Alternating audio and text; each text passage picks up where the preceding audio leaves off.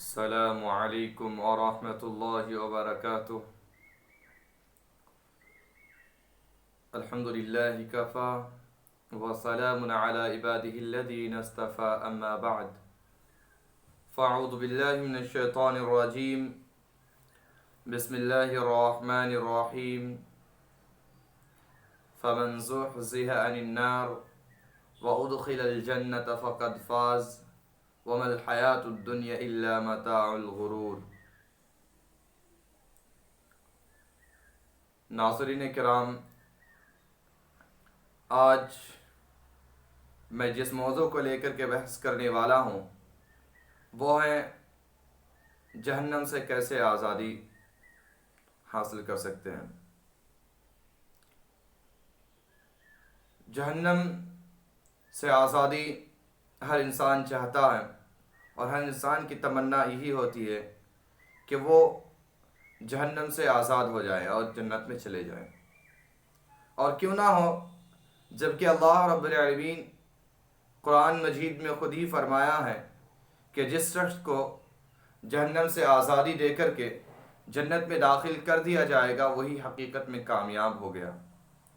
جیسا کہ اللہ رب العالمین سورۃ آل عمران کے آیت نمبر 185 کے اندر فرماتا ہے کہ فَمَنْ زُحْزِحَ عَنِ النَّارِ، پھر جس شخص کو جہنم سے نکال دیا جائے گا، وَأُدْخِلَ الْجَنَّةَ فَقَدْ فَازَ، اور جنت میں داخل کر دیا جائے گا تو وہی کامیاب ہو گیا۔ فقد فاز، وہی کامیاب ہو گیا، در حقیقت وہی کامیابی حاصل کی۔ پھر اللہ رب العالمین فرماتا ہے وَمَا الْحَيَاةُ الدُّنْيَا إِلَّا مَتَاعُ الْغُرُورِ، اور دنیا کی زندگی صرف محض دھوکے کا سامان ہے۔ سامعین کرام، اب ہم جانتے ہیں کہ وہ کون سے اسباب ہیں جن کے ذریعے سے اللہ رب العالمین تمام لوگوں کو جہنم سے آزادی فرماتا ہے۔ تو سب سے پہلا سبب اور سب سے بڑا سبب یہ ہے کہ دل کی گہرائیوں سے توحید کا اقرار کیا جائے۔ اگر کوئی شخص دل کی گہرائیوں سے توحید کا اقرار کرتا ہے تو اس وقت اللہ رب العالمین ایسے شخص کو جہنم سے آزاد کر دیتا ہے۔ جیسے کہ حضرت عبادۃ بن صامت رضی اللہ تعالی عنہ کا بیان ہے، وہ کہتے ہیں کہ میں نے نبی صلی اللہ علیہ وسلم سے سنا کہ آپ صلی اللہ علیہ وسلم نے ارشاد فرمایا کہ من شہد اللہ الہ الا اللہ، جس شخص نے اس بات کی گواہی دی کہ اللہ رب العالمین کے علاوہ کوئی الہ، کوئی معبود نہیں ہے، پھر اس نے فرمایا وَأَنَّ مُحَمَّدًا رَسُولُ اللَّهِ، اور محمد صلی اللہ علیہ وسلم اللہ کے رسول ہیں، تو اللہ رب العالمین ایسے شخص پر جہنم کی آگ کو حرام فرما دیتا ہے۔ جیسا کہ اللہ کہتا ہے کہ حرم اللہ علیہ النار، تو ایسے لوگوں پر جہنم کی آگ کو حرام کر دیتا ہے۔ اسی طرح حضرت عمر بن خطاب رضی اللہ تعالی عنہ کی روایت ہے، وہ کہتے ہیں کہ انی لعالم کلمۃ لا یقولها عبد حق من قلبہ، کہ یقیناً میں ایک ایسا کلمہ جانتا ہوں کہ اگر کوئی شخص بھی اس پر یقین کے ساتھ، حق دل کے ساتھ، سچے دل کے ساتھ اگر کوئی اس کلمہ کو پڑھ لے فیموت علی ذلک، اور اس پر اس کی موت آ جائے تو اللہ رب العالمین فیموت علی ذلک الا حرمہ اللہ علی النار، تو ایسے شخص پر بھی اللہ رب العالمین جہنم کی آگ کو حرام کر دیتا ہے، یعنی اسے اللہ تعالی جہنم کی آگ پر حرام کر دی ہے۔ جو شخص کیا کہیں کہ ایک کلمہ پڑھے، یعنی کہ لا الہ الا اللہ پڑھے، یعنی اللہ رب العالمین کے علاوہ کوئی معبود برحق نہیں ہے اور محمد صلی اللہ علیہ وسلم اللہ کے رسول ہیں، اگر کوئی اس کلمہ کو پڑھے تو اس وقت اللہ رب العالمین جہنم کی آگ کو اس پر حرام کر دیتا ہے۔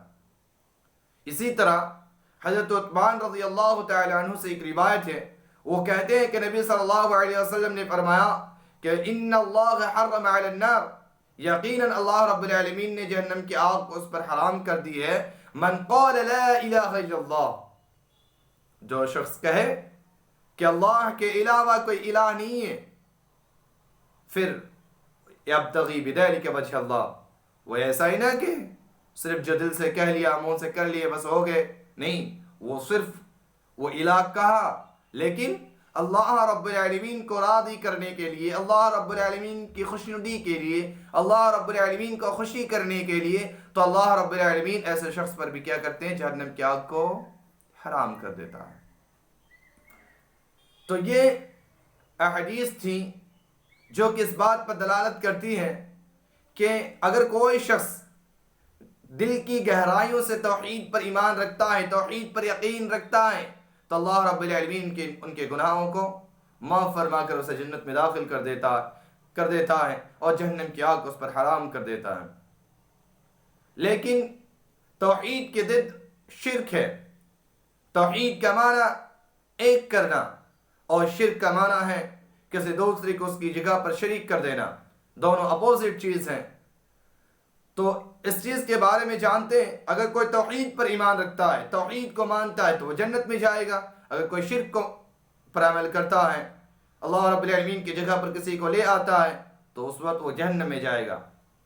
ایک شخص حضرت جابر رضی اللہ تعالیٰ عنہ کا قول ہے، وہ کہتے ہیں کہ ایک شخص نبی صلی اللہ علیہ وسلم کے پاس آیا اور کہنے لگا، یہ اللہ کے نبی صلی اللہ علیہ وسلم، آپ مجھے فرمائیے وہ کون سی چیز، وہ دو واجب کرنے والی چیز کون سی ہے؟ تو آپ صلی اللہ علیہ وسلم نے فرمایا کہ من مات لا یشرک باللہ دخل الجنہ۔ جو شخص کی موت اس حالت میں ہوئی کہ وہ اللہ رب العالمین کے ساتھ کسی چیز کو شریک نہیں ٹھہراتا تھا، تو اس وقت وہ جنت میں داخل ہوگا، دخل الجنہ۔ تو اس کا ٹھکانہ کیا ہے؟ جنت ہے۔ لیکن اگر کوئی شخص اللہ رب العالمین کے ساتھ کسی چیز کو ذرہ برابر بھی کسی چیز کو شریک ٹھہراتا تھا، اور اسی حالت میں اس کی موت ہو گئی، اسی حالت میں اس کی فوت ہو گئی، تو پھر وہ جہنم میں جائے گا، جیسا کہ فرماتا ہے اور مات یشرک باللہ دخل النار، وہ جہنم میں داخل ہو۔ ناظرین کرام، یہ ہے شرک اور توحید۔ اب یہ توحید اور شرک، اگر ہم کہیں کہ ہم توحید پر بھی ایمان رکھتے ہیں صاحب اور شرک بھی کرتے ہیں، تو یہ ہرگز نہیں ہو سکتا ہے۔ کوئی اگر خود اپنے آپ کو مسلمان کہے اور کہے کہ ہم اللہ پر ایمان رکھتے ہیں، اللہ کی عبادت کرتے ہیں، اور اس کے ساتھ ساتھ وہ شرک کرنے لگے، تو دونوں اپوزٹ چیز ہے، ایک شخص کے اندر جمع نہیں ہو سکتا۔ اگر آپ توحید کو مانتے ہیں، اگر ہم توحید کو مانتے ہیں، تو شرک کو نہیں مان سکتے، شرک پر قابو نہیں رہ سکتے، باقی نہیں رہ سکتے، کیونکہ توحید کا معنی ہے ایک کرنا، اور شرک کا معنی ہے کسی کو اس کی جگہ پر گھسا دینا۔ تو دونوں اپوزٹ چیزیں نہیں ہو سکتا ہے، اور شرک انجام کے اعتبار سے بھی یہ دونوں الگ الگ چیزیں ہیں۔ توحید کے ماننے والوں کے لیے جنت ہے، اور شرک کرنے والوں کے لیے جہنم ہے، جیسا کہ اللہ رب العالمین کا فرمان ہے اِنَّهُ مَن يُشْرِكْ بِاللَّهِ فَقَدْ حَرَّمَ اللَّهُ عَلَيْهِ الْجَنَّةَ۔ یقیناً اللہ رب العالمین اپنے ساتھ شرک کیے جانے والوں کو، یقیناً جو شخص بھی اللہ رب العالمین کے ساتھ شرک کرتا ہے، فقد حرم اللہ علیہ الجنہ، تو اللہ رب العالمین نے ایسے شخص پر جنت کو حرام کر دی ہے، وَمَأْوَاهُ النَّارُ، اور اس کا ٹھکانہ جہنم ہے۔ تو ناظرین کرام، اس موضوع سے ہم یہ سمجھیں کہ اگر ہم جہنم سے آزادی چاہتے ہیں، تو اس وقت ہمیں سب سے پہلی چیز، سب سے پہلا سبب توحید پر ایمان رکھنا ہے اور شرک سے اجتناب کرنا ہے۔ آخر میں اللہ تعالیٰ سے دعا ہے کہ اللہ رب العالمین تو ہم تمام مسلمانوں کو جہنم سے آزادی دے اور جنت میں داخل ہونے کی توفیق عطا فرما، آمین۔ اور ہر ایک کو تو کلمہ توحید پر باقی رکھ اور کلمہ توحید کے ساتھ وفات فرما، آمین۔ آخر دعوانا ان الحمد للہ رب العالمین، والسلام علیکم ورحمۃ اللہ وبرکاتہ۔